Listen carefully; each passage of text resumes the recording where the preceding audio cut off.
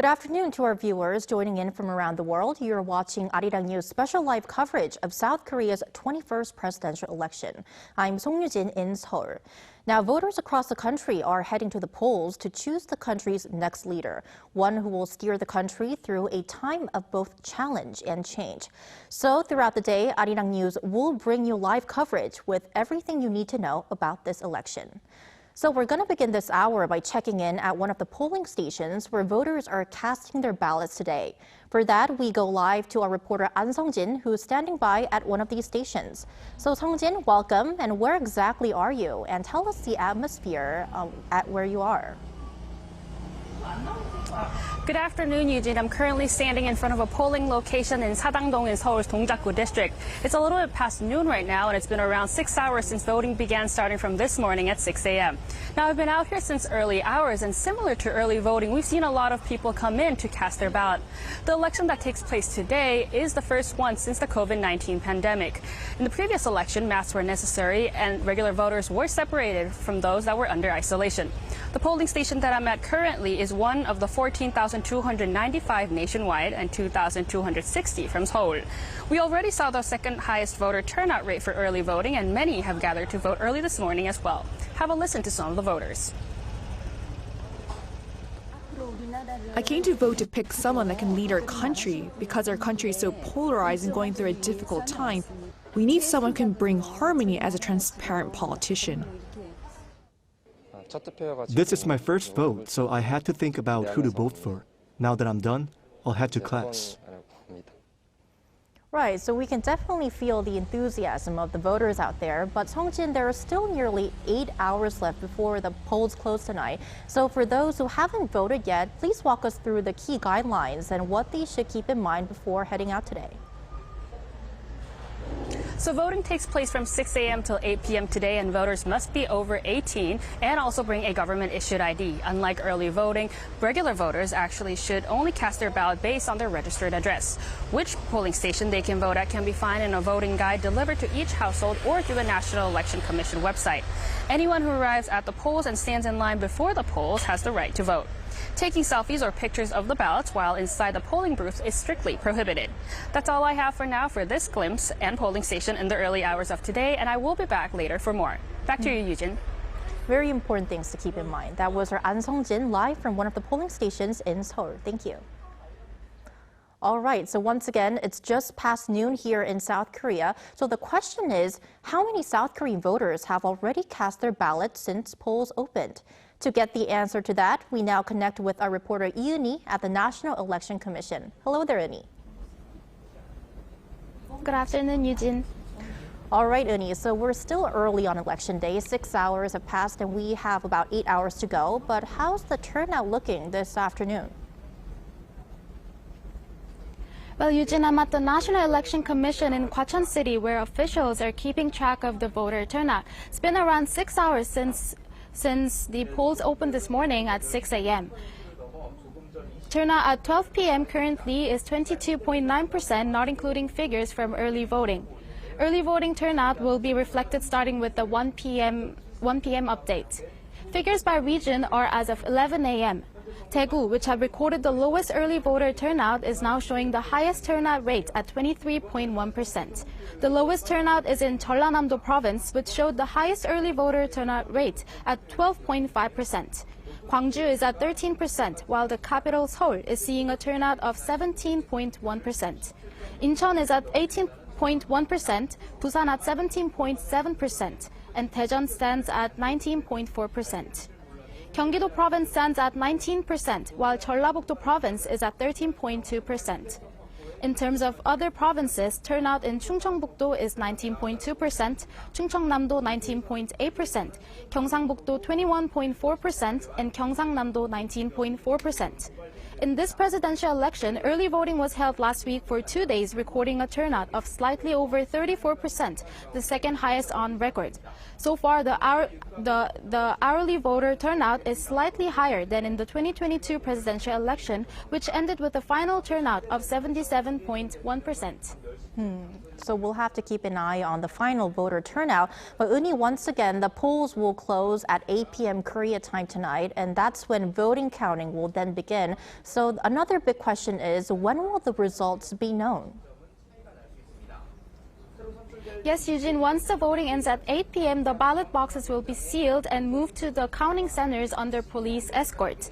Counting begins soon after, and the National Election Commission expects counting to be finished by 6 a.m. Wednesday morning. The results should become clear by midnight once 70 to 80% of votes are counted. However, of course, final results may take longer depending on voter turnout and how close the race is. Once counting is done, the NEC will hold a full committee meeting in which the new president will be formally declared. This meeting is expected to happen between 7 and 9 a.m. on Wednesday, and the process should only take 5 to 10 minutes. The new president's term will immediately begin. On Monday, Do Tae-ak, chairman of the National Election Commission, urged active voter participation, emphasizing the importance of creating a united South Korea through voting. No assured the public that the NEC has prioritized transparency, highlighting measures such as 24-hour CCTV at early voting stations and a vote paper inspection system, both implemented in last year's general election. Authorities are focusing on safety management as well. The National Fire Agency has launched special emergency operations at over 15,000 polling and counting stations nationwide, running until ballot counting ends. Also this morning at 6 a.m., police declared the highest level of emergency alert, mobilizing all available personnel. This heightened readiness will continue until the new president's inauguration is complete and he arrives at his office on Wednesday.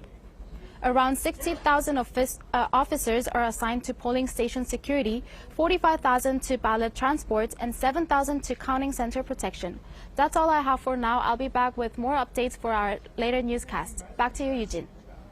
Please do, Uni. And that was our Uni from the National Election Commission. Thank you. We're now going to head to the situation rooms of two main parties. We first connect live to our Moon Hae-ryun, who's at the National Assembly members' office building covering the Democratic Party of Korea. Hae-ryun, welcome. And first off, how are things looking over there? Please tell us. Hello, Eugene. So I'm currently standing in the building's main conference hall, which is where the DP has set up its situation room. And as you can probably tell, it's still relatively quiet here, given that it's still pretty early on in the day. Now, party members have yet to arrive, but they're expected to gather here later this evening. And as you can hopefully see behind me, 2 big screens towards the front of the stage have been set up, and 10 smaller screens on the stage itself, which is how the party and its candidate Lee Jae-myung will be watching the vote count unfold once the polls close at 8 p.m. He will be resting at his home in Gyeong, Incheon, as he has no official schedule for today after finishing up his final rally last night. While nothing has been confirmed as of yet, he's expected to head over here once the voting concludes and the results begin to take shape. Once they do roll in, they will no doubt influence the atmosphere and energy in this room. He was the forerunner in national polls before the blackout for new polls 6 days ago, so expectations are high among party members, hoping to ride that momentum to a win tonight. Hae-ryun, and you also mentioned that Lee finished up his campaign trail last night, so tell us more about his last campaign activity. That's right. So as campaign activity is banned on election day itself, last night was Lee's final opportunity to appeal to the public face-to-face. And for his final rally, he returned here to Yeouido, which is where the National Assembly building that I'm standing in right now is located, and is also the symbol of the December 3rd martial law declaration protests. Tomorrow's vote will decide. End the insurrection or continue it, restore livelihoods or destroy them, grow the economy or wreck it. So after the rally, he live-streamed on YouTube to make a final appeal. Sitting alone in front of the camera, he told viewers he was still 3 votes short and urged them to help carry him across the finish line. Over the past 22 days, Lee's campaign traveled over 5,000 kilometers, taking him to 66 rallies with 236,000 people on the trail. His last day of campaigning took him across key battlegrounds in this whole metropolitan area, from Gangbuk to Gangseok and finally to Seong Gyeongnam, where he first entered politics. He pledged to order an immediate review of the economic situation should he take office, placing urgent focus on recovering livelihoods. And with all eyes now on tonight's election results and how they will unfold, that's all I have for now, but I'll be back in a later newscast with more updates. Back to you, Yujin. All right, thank you, Hae-ryun, and keep a close eye on the situation over there for us throughout the day. Thank you. Up next, we now connect with a reporter at the main conservative People Power Party Situation Room. Our Oh Soo-young is there at the National Assembly Library. Welcome, Soo-young. And first, tell us what's the mood like over there and how Kim Moon-soo and the PPP is observing Election Day. Sure, Jin, it's lovely to see you. Well, here in the People Power Party Situation Room, it is quite early in the day with around 8 hours to go before polls close. So as you can see behind me, there's not much activity here, just a few television screens, about 10 or so blazing behind me. And so the Situation Room here is still quiet as the wait continues. And I would say that the mood within the party and among its supporters as well, there's rather mixed emotions. So there's hope, of course, which springs eternal in any election campaign, but there's also a sense of inevitability and anxiety. Kim Moon-soo's performance in national polls before this whole blackout period 6 days ago, it has been around 10 percentage points behind Democratic Party candidate Lee Jae-myung, and some polls have shown an even wider gap. Still, there's cautious optimism that Kim did his absolute best in the campaign, and there might be a turnaround among the so-called shy conservatives and undecided voters. As per tradition, Kim Moon-soo himself will monitor the voting and the ballot counting process from his home in Gwanak-gu district, southern Seoul. If the vote count indicates that he might be the winner, then he's going to come right here to the Situation Room at the National Assembly Library tonight. Now, key PPP figures will be on standby as well at the party's election headquarters from 7:30 p.m. Right, so Kim wrapped up his campaign on Monday with quite an ambitious nationwide tour. So tell us a bit more about that too, Soo-young. Sure, so he was literally pulling out all the stops on his last day of campaigning, beginning from the southern island of Jeju to the capital of Seoul. The 73-year-old candidate promised government reform to meet the demands of a new generation and the electorate, and he also apologized for impeached President Yoon Suk-yeol's martial law declaration, which his party has been tainted with ever since it was declared last year. And well, as he stopped by Busan for the third time, the conservative stronghold of Daegu and the central city of Daejeon, Kim lashed out against his Democratic Party rival Lee Jae-myung, warning against his style of dictatorial governance and raised the red flag on Lee's family scandals. Kim stressed that his own wife had never used his corporate card and that his daughter had never publicly uttered vulgar language, as Lee Jae-myung's son allegedly did. Now, stood on stage with his family at Seoul City Hall Square, Kim held his final rally in the Korean capital. The PPP candidate emphasized unity with former rivals from the party primary, including Na Kyung-won, An Chol-soo and Han Dong-un, to prevent what he called a dictatorship under Lee Jae-myung. After failing to achieve a joint conservative ticket with Reform Party's Lee Jun-seok, Kim further called on voters to back him and not Reform's candidate, saying that a split vote would only help the DP's Lee Jae-myung win. I believe tomorrow will be a great day. It will be the day we stop the bulletproof dictatorship and protect the Republic of Korea, a day when this nation can finally blossom. Over 22 days of official campaigning, Kim has travelled over 7,300 kilometres to hold 157 events. I see. Our Oh Soo-young at the People Power Party Situation Room. Thank you. Now, meanwhile, the Reform Party's presidential candidate Lee Jun-seok was down in Busan City this morning, encouraging voters to cast their ballot. He spent the final day of campaigning yesterday, solidifying his support among young voters. At Korea Polytechnic University in Gyeonggi-do Province, Lee joined students for a meal at the school cafeteria, his final lunchtime outreach. He then wrapped up the day in the conservative stronghold of Daegu City at Susong Lake, where he appealed to conservative voters by portraying himself as a new generation leader for the right.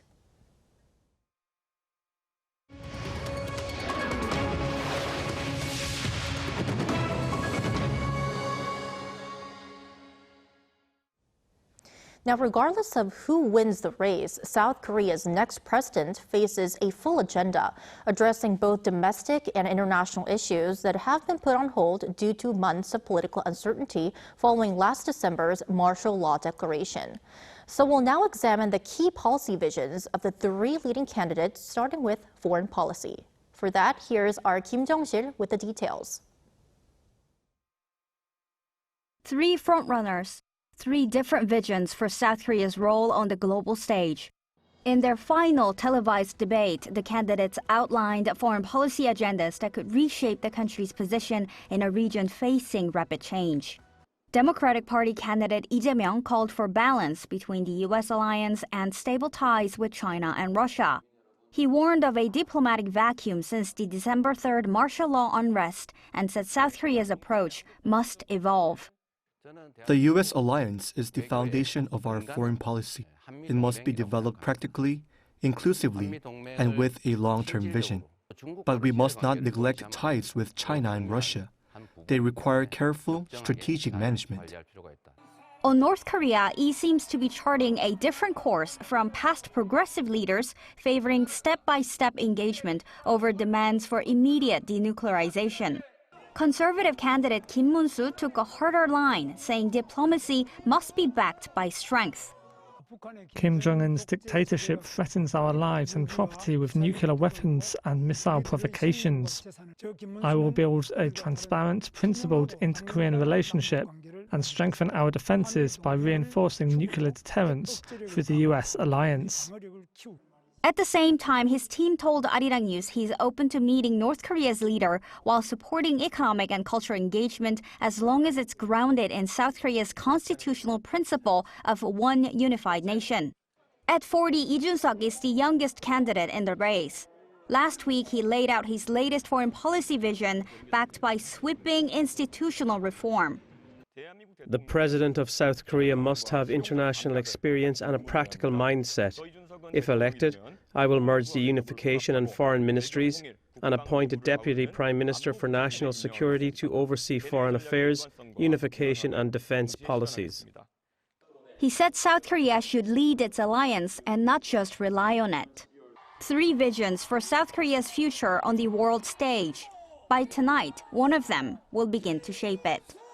Kim Jong-sil, Arirang News. Now, another top priority for all three frontrunners is revitalizing South Korea's shrinking economy, a pledge that has taken center stage throughout the campaign. For more, our economics correspondent Lee Soo-jin breaks down what each candidate is proposing to help get the economy back on its feet. With economic institutions both at home and abroad revising down their growth projections for South Korea, economic pledges are taking center stage in the presidential race. The domestic economy shrank by 0.2% in the first quarter. Negative growth. How can our people make a living like this? Please elect Lee Jae-myung, a capable, loyal, and well-prepared worker as president. It's true that Korea is now in a slump with very low growth, among the worst globally, right? I will bring this economy back to life as the president of the economy, everyone. Half of Democratic Party candidate Lee Jae-myung's pledges focus on the economy, while 7 out of 10 of People Power Party candidate Kim Moon-soo's are economic pledges. And Lee's top economic pledge and Kim's second is artificial intelligence, signaling how both view it as central to Korea's economic growth. Both propose investing 100 trillion won, or around $71 billion into fostering the AI industry, but their plans of how they'll use these funds differ. Lee Jae-myung's AI for All initiative aims to expand public access by offering free advanced AI services, including a Korean version of ChatGPT, while also pledging to secure over 50,000 high-performance GPUs. Kim plans to set up a public-private fund to foster AI unicorns and vows to train 200,000 young specialists through graduate programs and software-focused universities. But both agree that Korea's regulations are outdated, with Lee calling for special exemptions and Kim pushing to align regulations with global standards. Reform Party candidate Lee Jun-suk, currently third in the polls, has proposed market-driven AI innovation with minimal state intervention. And another issue that has garnered much attention is each candidate's bid to improve work-life balance. Also, he focused on 4.5-day work week is actually aimed at reducing worker fatigue and improving work-life balance. If you look at the Kim Moon-soo's proposal, he believes that with a good negotiation between workers and employers, a more flexible system can be achieved without making dramatic changes. He has proposed reducing the standard workweek from 40 to 36 hours by cutting Friday afternoons without reducing wages.